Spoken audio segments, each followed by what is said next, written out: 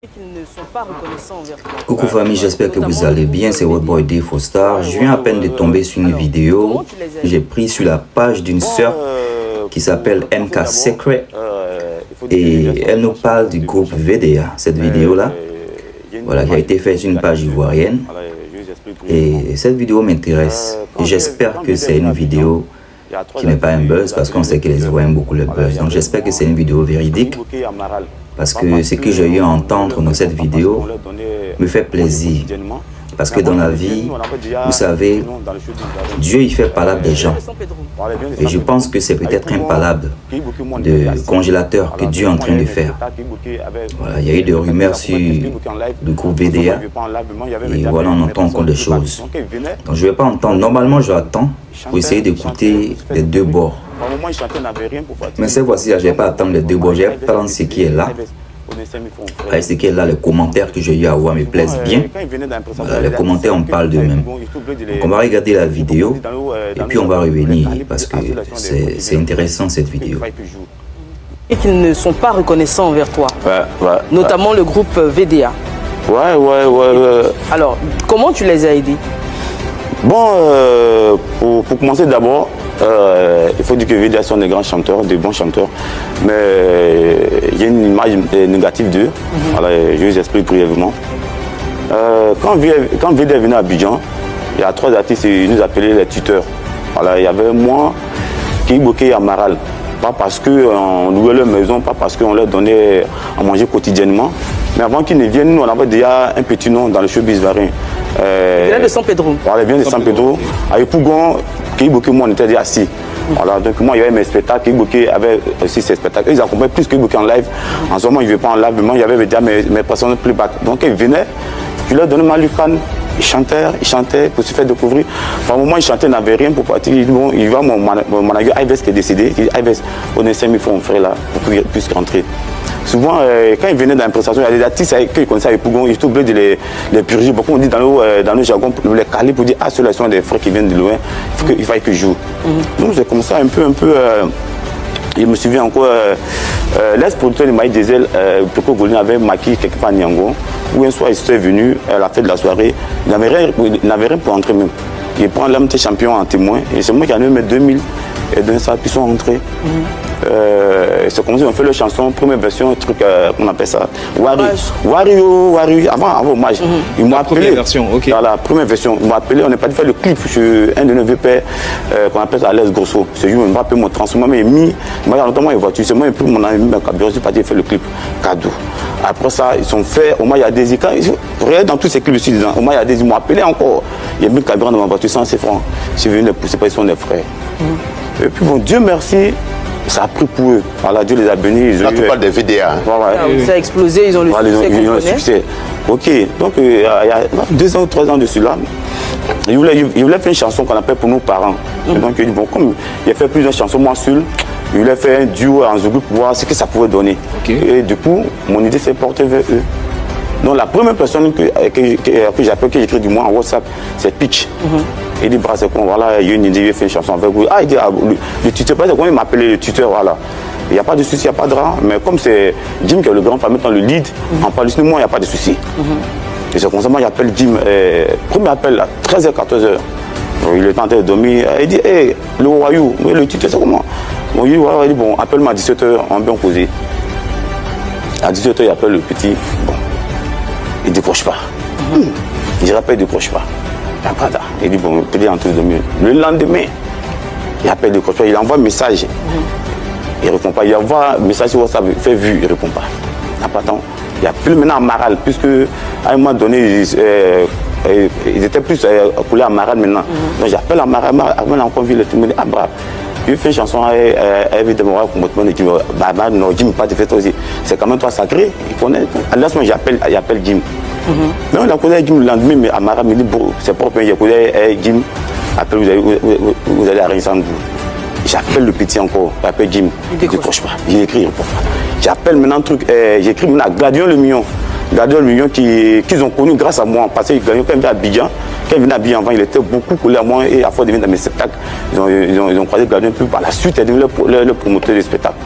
Il écrit à Gadion en mini-box. Il dit, ah, Gadion, il fait une chanson avec VDA, mais on va voir comment Jim se comporte. Ah, pour moi, c'est en Europe. C'est entre vous les artistes, je dirais ça, mais néanmoins, il essaie de causer avec Jim. 2 jours après, il écrit à Gadion, il dit, bro, faut laisser. J'avais dit beaucoup de choses. Oui. Mais moi, je vois déjà devant moi, je voulais savoir jusqu'à où ça va arriver. Donc, j'écris maintenant à Général Fa. Général Fa qui était mon ancien producteur qui travaille avec eux maintenant. Ok. Ah, Général Fa. Il a fait une chanson avec Videm, voilà le comportement de Jim. Il dit, Jim, pas de ça, c'est toi qui as mis Eric Sacré. Le lendemain, il écrit à Fa. Lui, l'artiste tape l'œil. Il y a beaucoup de choses. Mais moi, c'était tu, hein. Je voulais juste savoir jusqu'à où, là où ça peut. Donc, il était passé de moi. Il va aller chez Jim à la maison. Donc tu vas chez lui carrément? Je vais chez lui avec ma cousine qui est encore en vie. Une leçon avec Clémence Gadji. Un 19 à ce moment il était encore à Pougon vers Maroc Mosquée. Et quand tu l'as vu, qu'est-ce qui s'est passé? Non, attends, il vient. Explique-moi. Vers Maroc Mosquée. Donc en partant, on voit la voiture de Jim. On dit, ah Dieu, mais c'est Jim est là. En ce moment, il était dans un studio américain, mais chambre salon. Mais en tout cas, moi, de trouver la chambre, on trouve le salon. Donc je trouve ça, c'est vendre. J'étais avec ma cousine Clémence Gadji. Il va ton tonton. Elle y vient, elle va dans la chambre, elle revient, elle dit tonton n'est pas là. Ma cousine m'a dit il est là. Donc, nous sommes descendus, on s'est mis quelque part là-bas. Dans une voiture, on s'est accroché quelque part, on voit jusqu'à 1 heure ce que ça a donné. 45 minutes après, on voit Jim qui descend, il a pris sa voiture et puis il est sorti. Ok. Donc, depuis ce jour. Depuis ce jour, ne vous avez pas parlé? Non, depuis ce jour, il a arrêté de l'appeler. Et selon toi, c'est quoi la raison? Pourquoi il n'a pas voulu? Puisque Pitch avait donné son accord, il devait avoir l'assentiment maintenant de Jim, qui est le chef et vocal. Pour toi, pourquoi il n'a pas voulu faire? Non, juste pas dans son esprit. C'est pourquoi je voulais le croire. Donc, juste à présent, quand on se voit, il ne sait pas qu'est-ce qu'il a animé. Et il ne sait toujours pas que tu l'avais vu ce jour-là? Non, il ne savait pas. Mais il savait, il était au courant que je le cherchais pour un feat. Okay. Oui, mais quand tu allais te cacher à côté de la voiture, tu l'as vu sortir. Ça, il ne le sait pas. Non, il ne savait pas. Il va la prendre sur ce plateau. C'est sur le plateau, il va la prendre. Maintenant, Eric, moi, ce que je veux savoir, dans toute cette histoire, tu n'as vraiment rien à te reprocher? Non, rien. Souvent, ils viennent se demander, moi, je n'ai jamais eu. Mais souvent aussi, les grands artistes, là, quand ils refusent un featuring avec un artiste qui est moins, qui n'est pas en vogue, ils se disent qu'en faisant featuring avec l'artiste qui n'est pas fort, si le son ne prend pas, ce n'est pas bon pour eux. Peut-être que tu n'es pas fort, peut-être qu'il n'a pas fait le featuring avec toi. Ne vois pas les choses comme ça, tu sais. Voilà pourquoi moi j'aime le coupé décalé. Peut-être Dieu ne m'a pas donné l'inspiration d'être un artiste coupé décalé. Mais il y a que ça comme Anaconda, il vient. Coupé décalé, quand c'est pas bon, il dit c'est pas bon. Il te dit anglais, ça. Il dit au clair. Mais Zouglouman, il dit, ils ont comportement des souris. Si tu as l'imagination, ils sont hypocrites. Tu es mort, moi tu te rends que tu. Mais il vient en toi. Quand tu sollicite pour un featuring, il y a 2 options. Soit tu acceptes, soit tu refuses. Et puis pour ne pas accepter, soit c'est une question de temps, mais soit tu écoutes la chanson de la personne, si ça ne va pas dans ton inspiration, tu dis ah bon. Mais il y en a qui choisissent l'artiste qui doit faire featuring. Arafat Toto au sommet, il a fait des featuring avec des Wanké, des qu'on ne connaît pas. Mais les VDA là, c'est pas Arafat. Non, ça peut te dire oui, je suis d'accord. Pas fait ça. Et puis c'est dans notre génération. Et moi, il prend le cas de notre dévention, non pas ce pour le Yodé patron. C'est pas patron qui a fait révolution. Tout à fait. C'est pas Gary qui a fait les leaders. Mais nos générations, c'est le Michael Jackson. Mais quand toi tu vas voir les VDA pour ton featuring là, ils étaient encore, à ce moment ils étaient plus en vogue que toi. Mais ils le sont toujours. Mais si VDA devient Michael Jackson, qu'on parle d'Eric Sacré. Mais alors, non, c'est du business. Il faut laisser le côté humain, tu les as. Voilà, vous avez eu à entendre. Voilà ce que le frère, il s'appelle Eric, je ne suis pas sûr, a eu à dire. Et moi, je pense que c'est pas gentil. Voilà. S'ils vont venir après pour démentir, pour donner leur version, Eric a l'air d'être quelqu'un qui sait ce qu'il raconte sur le plateau. Quand tu n'as pas envie de faire un featuring avec quelqu'un, c'est pas obligé les featuring. Moi, je lui ai dit ça ici, les featuring, on n'oblige personne. Tu n'as pas envie, tu n'as pas envie. Mais je pense qu'il faut que les gens arrêtent d'être hypocrites. Voilà, si tu ne veux pas faire des featuring avec quelqu'un, ben tu dis à la personne tranquillement que voilà, tu n'as pas envie de faire de featuring. Ça ne sert à rien de se cacher chez toi à la maison et puis mentir que tu n'es pas là et puis après on te voit descendre et tout ça. Bon, Eric a l'air d'être quelqu'un qui est, voilà, je sais pas, il n'est pas cash. Parce que moi, je suis cash. Je n'allais pas attendre pour que ça se passe sur un plateau. Moi, j'allais appeler au Calamar. Puis j'ai dit, ah mais oh, qu'est-ce qui se passe? Quand il t'a vu descendre là, tu es en train de partir, je suis calé ici. Comme ça, il voit que tu es là, tu es en train de le voir. Ça fait plus joli même de voir même la personne en train de de se gêner parce que tu l'as pas. Bon, Eric a réglé ça à sa manière parce qu'on est tous différents. Et voilà, c'est dommage. C'est dommage avec tout ce qu'il a eu à dire, il a pu faire pour ces personnes.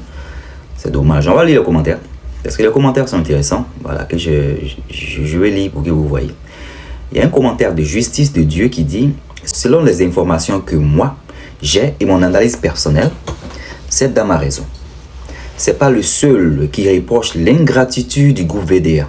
L'ingratitude. Surtout Jim, il ne collabore plus depuis avec certaines personnes avec qui il marchait par le passé. Même avec Kempoke, je ne sais pas si c'est qui Kempoke, qu'il appelait capitaine du Zouglou. Ok? Pourtant, il habitait le même quartier. Bon, le Pougon Maroc. Le cas Sérédier en est un exemple. Moi, j'ai vu le direct de Jim sur Sérédier qu'il appelait son vieux. J'ai pas du tout aimé. Peu importe les raisons, c'est votre vieux père. Vous devez l'approcher pour parler avec lui si vous vous rappelez de votre premier passage en France. C'est le message de Justice de Dieu.